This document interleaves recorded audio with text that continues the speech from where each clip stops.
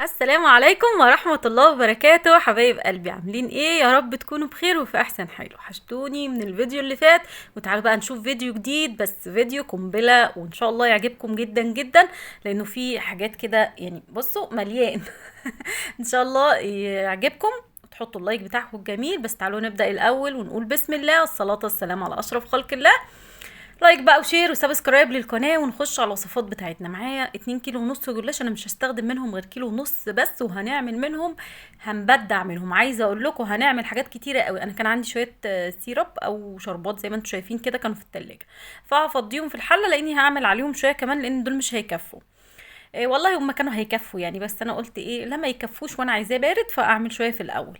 تمام. جبت الجلاش. على فكره الجلاش ده كان محطوط في الفريزر بقاله كام يوم، بس سبته طبعا يفك الاول، وبعدين هنشتغل بيه زي ما هتشوفوا معايا دلوقتي. بس الاول نبدا الحاجات بتاعتنا اللي هي ايه، ما قبل الحشو يعني. فهنعمل ايه؟ هنعمل قشطه.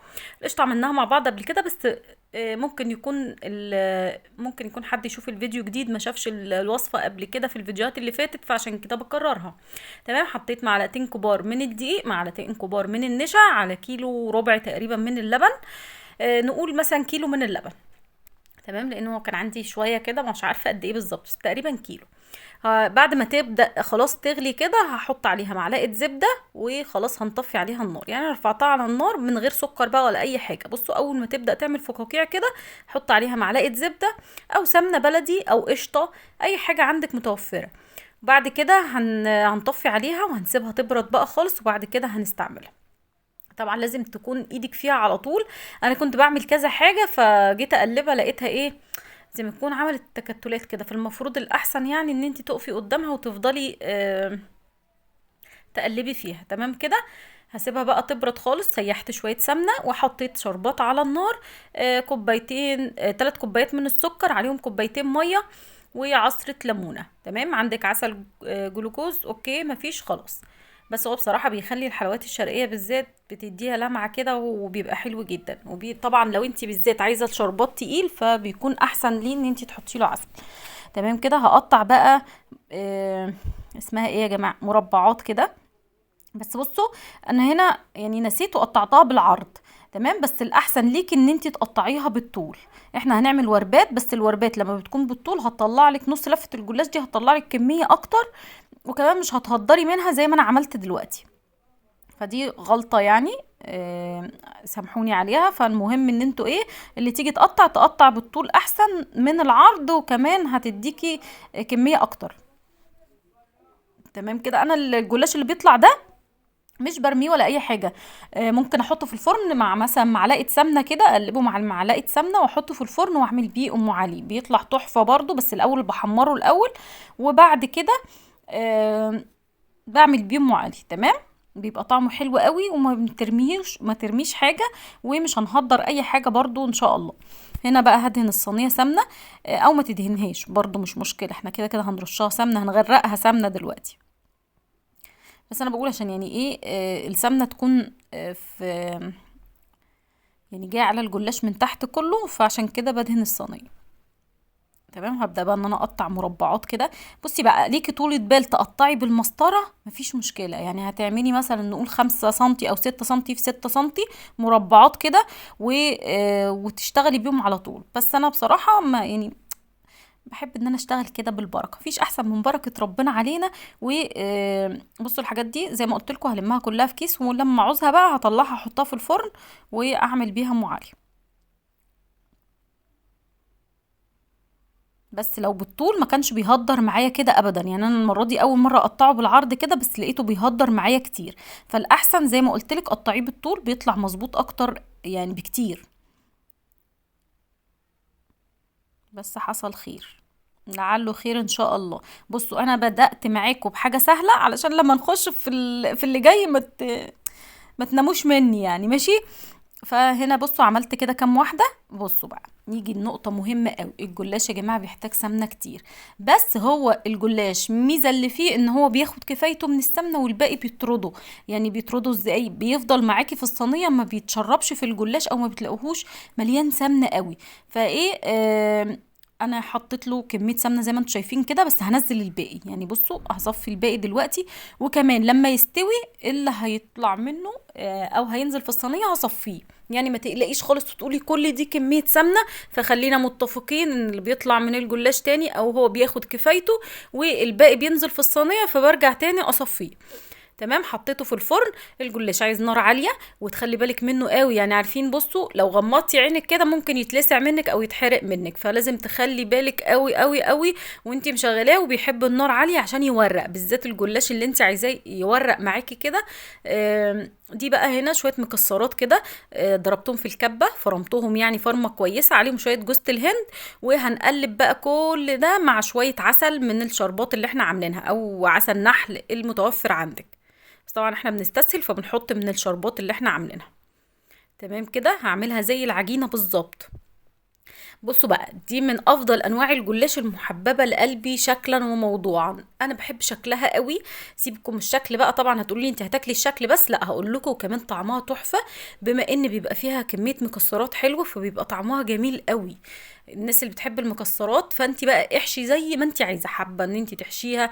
بصوا انا حاطه شويه سوداني على شويه عين جمل. تمام. زي ما قلت لكم حاطه كمان جوز الهند. هنا طلعت الجلاش، بصوا احمر سيكا بس مش مشكله، لحقته يعني الحمد لله. هسقيه بقى شربات، ده ساده خالص ما فيهوش اي حشو. حابه تحشيه مفيش مشكله، ممكن نفتحه من النص كده نحشيه قشطه، نحشيه كريمه نوتيلا، اي حاجه بقى انت حباها. بس انا بحبه ساده، ويمكن ده برضو من انواع الجلاش اللي انا بحبها قوي وبحب طعمها، لاني ماليش في الحاجات اللي محشيه قوي. فعشان كده بعمل كام واحده من اللي هي الوربات دي للناس اللي مش بتحب الحشو. تمام. هنا بقى هنجيب ورقتين زي ما انتوا شايفين كده، وهبدأ ان انا كشكشهم. بسيب تقريبا 4-5 سنتي كده في الاول، و4-5 سنتي في الاخر، وفي النص بكشكشهم بعملهم زي البليسيه كده. عارفين البليسيه؟ شاطرين، عارفين البليسيه. ف عارفين يعني كشكشه. فببدأ اكشكشهم كده وبقلبهم بقى على الناحية التانية. وزي ما انتوا شايفين انا هوريكم كده من يعني، انتوا شوفوا بقى وركزوا وقولوا لي انتوا فهمتوا ايه. بصوا سبت حته في الاول، بصوا بكشكشها بس بايديا كده، سهله قوي وبسيطه. والله اللي يشوف الصينيه دي بعد ما تتعمل يقول ايه الصينيه دي معموله ازاي يا جماعه، ايه ده؟ بس هي في الحقيقه سهله قوي قوي قوي، ومش محتاجه احترافيه ولا اي حاجه، واي حد ممكن يعملها. فركزي قوي قوي في الخطوه دي. بصوا بقلبها على الوش التاني، بس نعملها شبه الورده كده. شكرا على كده. ده جلاش بس على الطريقة التركية. يعني في تركيا بيعملوا الجلاش كده، بس بيبقى محشي بصراحة فستق بس. فطبعا عشان احشي الكمية دي كلها فستق، مش اقل من كيلو فستق، فاحنا بنعمل على الموجود عندنا او المتوفر عندنا. مقدرتك بقى تحشيها فستق بس براحتك خالص، مفيش مشكلة، يعني دي حاجة ترجع لك. هنا بقى بصوا انا باخد ورقتين ورقتين. كل ما الجلاش بيكون طازة كل ما الجلاش بيديكي نتيجة احسن. بصوا ده عشان بقاله كام يوم عندي يعني في الفريزر، انا جايباه عشان ناوي اعمل لكم الفيديو ده. فقعد كام يوم عندي في الفريزر، ده اول حاجة، فعلشان كده ايه بيتقطع مني. تاني حاجة انا ما بحبش الجلاش يا جماعة المغلف. لو تاخدوا بالكم ان انا دايما بجيب الجلاش البلدي اللي هو من عند في محل بيبيع جلاش وكنافة ورقاق وحاجات من دي، فانا بجيب منه. ما بجيبش الجلاش المغلف اللي عليه ماركة اللي هو من السوبر ماركت، لا انا بحب اجيب من عند اللي هو بتاع الكنافة والجلاش وكده، اللي هو البلدي. انا معرفش هم بيقولوا عليه ايه، بس تقريبا بيقولوا عليه جلاش بلدي. ده بيبقى تحفة بجد، بيبقى حلو وطري، ومش بتلاقيه بيطلع معاكي حاجات متكسرة كتير ولا الكلام ده. تمام. هنا بقى زي ما انت شفت رصيته ازاي في الصينية، خلصت الكمية. وهبدأ بقى ان انا احط سمنة، وزي ما اتفقنا انا بحط بقلب جامد عشان الباقي بنزله.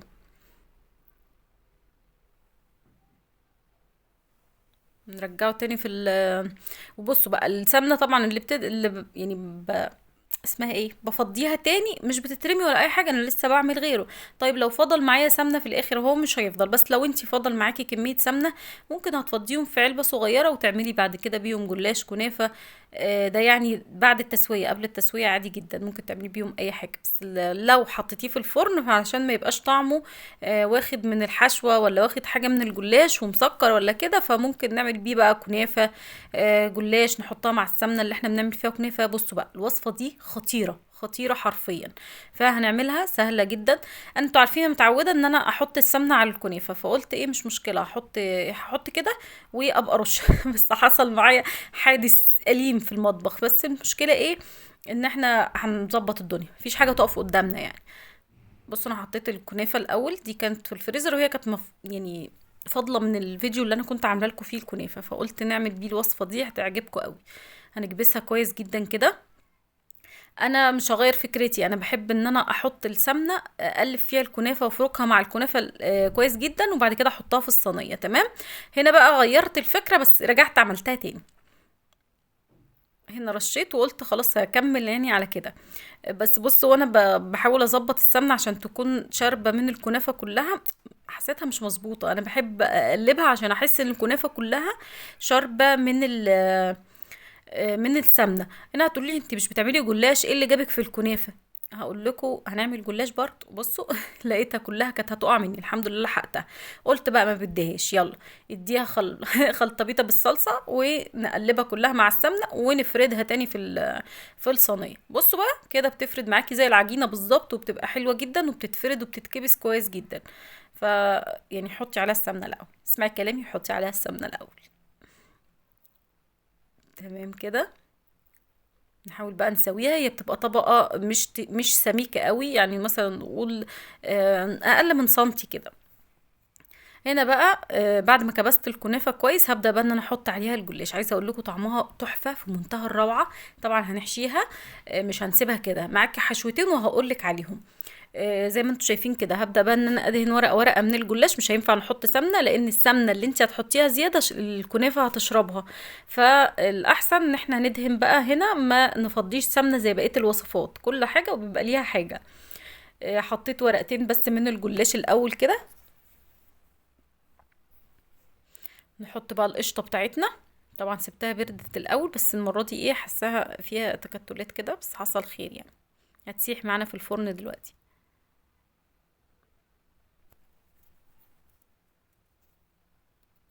طبعا ايه الحاجه اللي كنت بخلصها كنت بدخلها الفرن واسويها وانا واقفه، عشان يعني ما اسيبش كل ده ونسوي مره واحده، هياخد معانا وقت. كده كده بننجز في وقتنا. إيه، كتير هيقولوا لي انتي بتعملي كل الوصفات دي ليه؟ اقول لكم يا جماعه عشان احنا اتفقنا مع بعض ان احنا لما نيجي نعمل فيديو للجلاش، بالذات احنا في دخلة بقى رمضان، كل سنه وانتم طيبين، فتستفيدي بقدر الامكان من الفيديو وتحفظيه عندك، علشان لما تعوزي ما تفضليش تدوري كده على وصفة الجلاش كذا ووصفة الجلاش، لا، عندك كل الوصفات في فيديو واحد. عايزه اقول لكم والله العظيم انا ساعات بقف وقت طويل جدا عشان اطلع لكم فيديو زي ده، ويعني ينال اعجابكم يعني. فضيت السمنه الزياده زي ما شفتوا، هبدا بقى ان انا اسقيه شربات. وهنا بقى لان انا بسقي شربات برضو لو زياده معايا هصفيه وبينزل بقى كميه السمنه كلها اللي فاضله. فاهمين قصدي؟ فده برضو حاجه حلوه قوي ان انتي ما بتخليش فيه اي سمنه، هو بيشرب الجلاش، بيشرب اللي هو محتاجه بس، وبيسيب يعني الباقي كله بينزل في الصينيه. بصوا هنا الشربات بقى طبعا هتنزلي كمان السمنه اللي فاضله.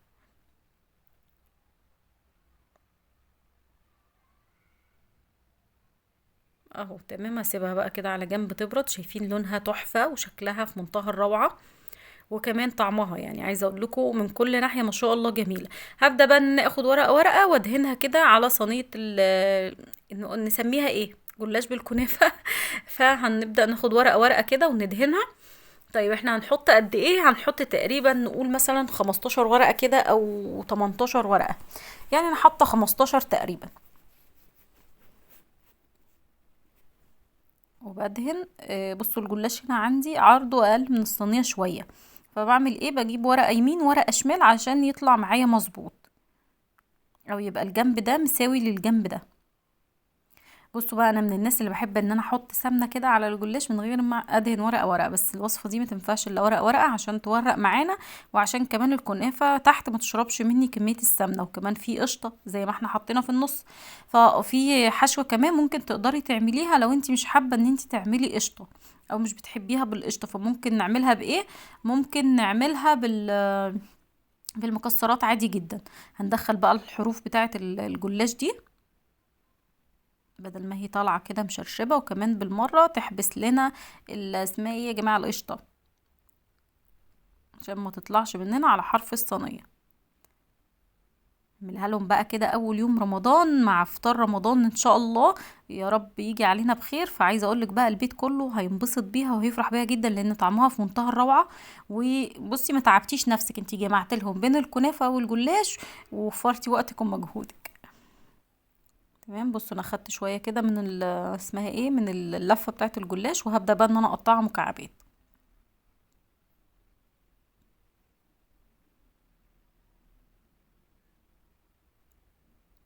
طبعا بقطع بالراحة علشان اسمها ايه يا جماعة، القشطة ما تخرجش مني، بحاول يعني. هنا بقى هدهن بس الوش سمنة، علشان بعد ما بقطعها مكعبات لما باجي ادهن المكعبات بتاعت الورق اللي على الوش دي بتطلع في الفرشة، فالاحسن ان انا ادهنها قبل ما اقطعها.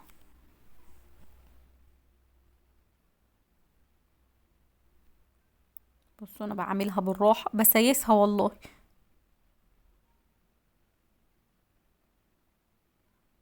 عشان مش عايزة بس القشطة تخرج. تمام كده. هبدأ بقى ان انا اجيبها بالناحية التانية اقطعها برضو، يعني مكعبات بقى زي ما انتي حابة الحجم بتاعها، المقاس بتاعها براحتك خالص، دي حاجة ترجع لك يعني. احنا قلنا التقطيع والتزيين ده حاجة ترجع للي بيطبخ او بيعمل او واقف في المطبخ. تمام كده. في دبانة رزلة عمالة تجري ورايا في المطبخ. تمام. هدخلها بقى الفرن جنب اخواتها. هنا بقى هنعمل اسهل وصفة ممكن تتخيليها في حياتك. لو انتي يعني جالك ضيوف فجأة، ممكن تقومي فعلا وحرفيا تعمليها في 5 دقايق. 5 دقايق إيه والله اقل. بصوا انا هقطع بالقطاعة، مش بالمج او الكوباية، علشان بس حرفهم بيكون تخين، فالقطاعة هتسهل معايا الدنيا اكتر. هنا هنعمله بصوا زي الجاتوه كده بالظبط، بس حاجة في منتهى الشياكة والروعة والخفية واللذاذة وكل حاجة. اللذاذة في الإزازة، بس هنا اللذاذة في القطاعة. هنحط بصوا طبقتين، لأن كان فاضل عندي تقريبا نص لفة الجلاش، فأنا عايزة ايه أكتر الكمية أو أقل من نص لفة الجلاش. دول تقريبا 10 ورقات، فأنا بقيت أحط 2 على بعض، يعني أقطع دايرتين كده وأحطهم على بعض. فلو هتعملي اعملي تقريبا 20 ورقة كده فوق بعض. وهبدأ ان انا اقطعهم. ممكن بقى تقطعيهم على شكل، انا كان معايا قطاعة نجمة او وردة، بس مرضتش اقطع، خليتها دواير سادة كده. قطعي بقى بالشكل اللي يريحك. بطبق، مش لازم اقطعه يعني، عشان في ناس هتقولي ما عنديش قطاعة، هقولك بطبق، بكوباية، اي حاجة عندك قطعي بيها دواير كده زي ما انت شايفة. هنا بقى عملتي ايه، بس قطعته وحطيت على بعضه كده كل طبقتين على بعض. او نقول مثلا لو انتي حاطه 20 ورقه هتقطعيها وترصيها في الصينيه كده. هنديها برضو شويه سمنه محترمين، وبعدين هنصفي الزياده برضو، ما تقلقوش. انا بعمل كده، بقول كده ليه كل شويه؟ عشان في ناس تقولي حرام عليكي كل دي كميه سمنه. هقول لهم والله العظيم بتبقى مش يعني هنصفي الزياده، هنصفي الزياده، بس خليكم معايا. بس بشربه عشان يورق معايا، لازم يبقى شارب سمنة كويس جدا. لو مش شارب هتلاقيه من النص ني ومش مستوي، وكمان مش مورق. هنا طلعنا بقى الكنافة بصوا دي مش متدلعة يا جماعة، لا، دي افخم بكتير. حاجة كده طعمها تحفة.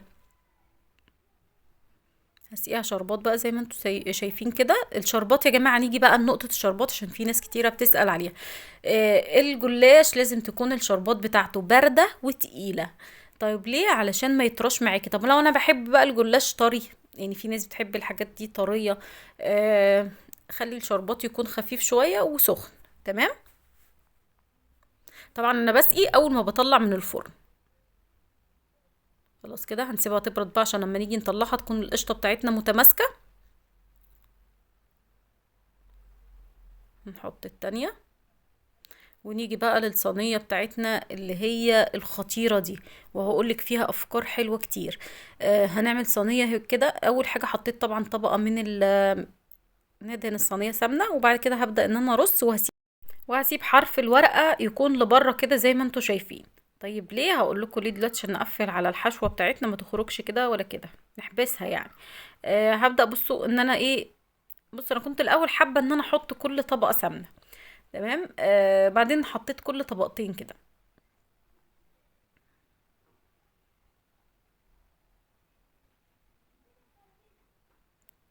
لا هنا بصوا انا رصيت كده كل الجلاش، وبعدين حطيت له سمنة. معلش اسفة. حطيت له سمنة، وبعدين جبت بقى هنا معلقة سمنة سخنة لازم اسخنها. حطيت فيها شوية من اللوتس. هنا بقى ممكن نحط نوتيلا، ممكن نحط لوتس، ممكن نحشيها قشطة بس انا كنت حابة بصراحة احشيها لوتس. طعمه جميل جدا ومختلف. ده بديل لوتس يا جماعة، او زبدة اللوتس دي البديل بتاعها اللي هو سمنة. انا بستخدمه على طول والله، وبحسها نفس الطعم بالظبط، مش مختلف حاجة. وطبعا ارخص بكتير من زبدة اللوتس الاصلي. انا بجيب الكيلو ب85 دلوقتي بالاسعار الحالية، كنت الاول بجيبه ارخص من كده بكتير، كان ب60 تقريبا او ب55. فحطيت بصوا الاول عليها معلقتين من القشطة وعلى اللوتس، وبعد كده مش حابة تضيفي القشطة دي مفيش مشكلة. حطي بس زبدة اللوتس بعد ما سيحناها كده، وهفردها كده في الجلاش، وبعدين نبدأ بقى نقفل عليه. كنت حابه اقول لكم ايه، انا بجيب البديل دي دلوقتي في الاسعار طبعا بعد ما غليت جايباها ب85 جنيه. بس كيلو. طبعا التانية كنت بجيبها قبل ما الاسعار تغلى. البرطمان كان تقريبا، انا مش فاكره والله هو كان قد ايه بالظبط، ممكن تلاقيه 350 جرام 400 جرام بالكتير قوي، انا مش فاكره كنت جايباه، بس مش فاكره الوزن بتاعه. كنت جايباه ب135، ده كان من اسعار زمان، يعني من الاسعار اللي هي كانت رخيصه. ما كانت، او كانت قبل الغلو اللي بيحصل ده. فمعرفش دلوقتي بكام، اكيد اكيد يعني هيعدي ال200 جنيه. فبالنسبه لي انا لما بجيب الكيلو ده ب85 بينفعني في حاجات كتيره قوي، نافع ربنا طبعا. يعني بستفاد منه في حاجات كتير ووصفات كتير، وبيكون سعره طبعا اقل بكتير من زبدة اللوتس الاصليه. هنا بقى هبدأ ان انا ارص كده الجلاش، وبعدين ادهن كل طبقة سمنة، عشان مش عايزة اسقيه سمنة تاني، حسيت الموضوع ايه هيأفور يعني، لان ده برضو فيه حشوة مش هينفع نصفي السمنة اللي فيه. دهنة بسيطة كده بين كل ورقة والتانية. وبرضو الاحرف بتاعتها هطلعها لبره. حطيت كام ورقة كده، وبعد كده بصوا هشيل كده واحط الجلاش من تحت الصينية.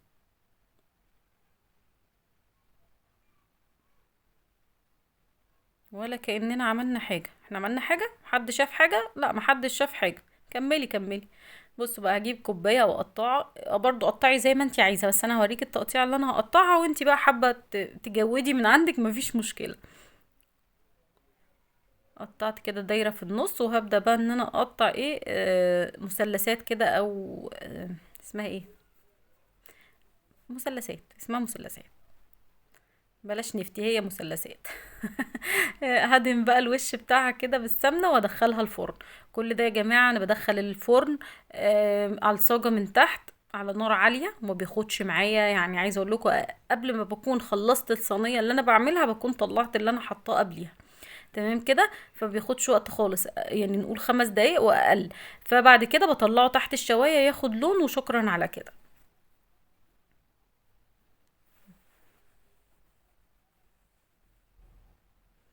بصوا طلعت اللي هي هنعملها زي الجاتو دي، هسقيها برضو شربات. بصوا بقى، انا هعمل كريم شانتيه ومن غير سكر، علشان بس انا سقيها شربات، فهتبقى برضو مسكرة قوي، فالكريمة تكسر السكر بتاعها شوية، فما بحطلش الكريم شانتيه سكر، بالذات لما بكون هحشي بيه حاجات فيها عسل. تمام كده. يعني ضربت كده 3 معالق كريم شانتيه، وهنحشي بيهم دلوقتي، بس ما نخلص بقى اخر وصفة معانا، اللي هي الصوابع. طبعا صوابع الجلاش دي ليها وصفات كتيرة قوي، يعني ليها كذا طريقة.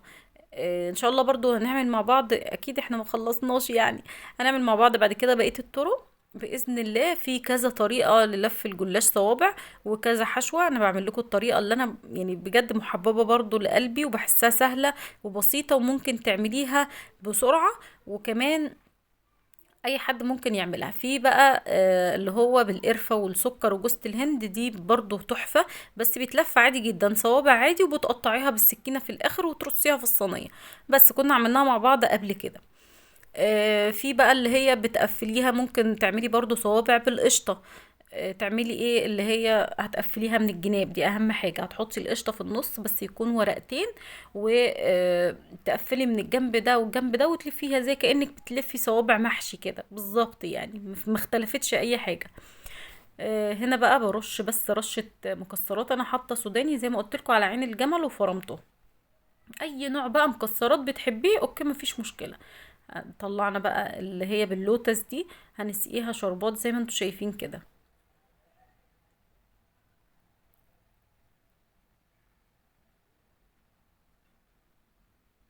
هنيجي بقى للي هي الصوابع. انا ما كانش عندي ولا صينيه مربعه تاني، فحطيت في المدوره ومفيش مشكله، هنقطع برضو. بس طبعا لو في المربعه بتظبط معاكي اكتر في التقطيع. هنسقيها برضو شويه سمنه كده. بصوا، هما الحبة اللي في الطبق دول كانوا شوية كانوا قليلين يعني، سيحت كمان معلقتين سمنة وحطيتهم عليهم تاني ودخلتها الفرن. نيجي بقى هنا للجلاش بتاعنا اللي احنا قلنا هنعمله زي الجاتوه بالظبط، زي ما قلت لكم ده كريم شانتيه ومن غير سكر. و هبدأ ان انا احشيه من النص كده. ممكن على فكرة نحشيه كريم شانتيه بس بالشوكولاتة او بالنوتيلا. ممكن نحشيه قشطة، القشطة اللي احنا عاملينها دي ممكن تحشي بيها برضو. فبرضو الحشوة دي ترجع لك انتي. احنا بس بنفتحها وبتكون سهلة كده في الفتح يعني، عادي جدا وانتي بتفتحيها مش هتتكسر منك، ما تقلقيش. بصوا بنفتحها بيطلع النص كده، النص فوق ونص تحت، وبعدين نحشي بقى زي ما احنا حابين. دي عايزه اقولك بقى اولادك هيفرحوا بيها جدا، وسهله وبسيطه، وممكن تعمليها وانت واقفه كده في المطبخ وتبقي اسمك عملتي لهم حاجه حلوه مختلفه وجميله. تمام كده. نحاول بس نظبط الطبق بتاعنا. عايزه اقول لكم الحوض بيشتكي والله من المواعين اللي فيه. يلا الحمد لله. بصوا عملنا هنا 6 وصفات من الجلاش، فيهم افكار حلوه. ان شاء الله كده يعني تكونوا استفدتوا من الفيديو بقدر الامكان. والله بحاول على قد ما اقدر، بحاول اعمل افكار جديده حتى لو فيها افكار بتكون متكرره معايا، بس بتكون يعني فيها الى حد ما حاجات جديده. دي بقى عايزاكم تجربوها وتقولوا لي رايكم ايه. تحفه بجد، طعمها وشكلها كمان جميل جدا. هبدا بقى ان الجلاش التركي ده في الطبق.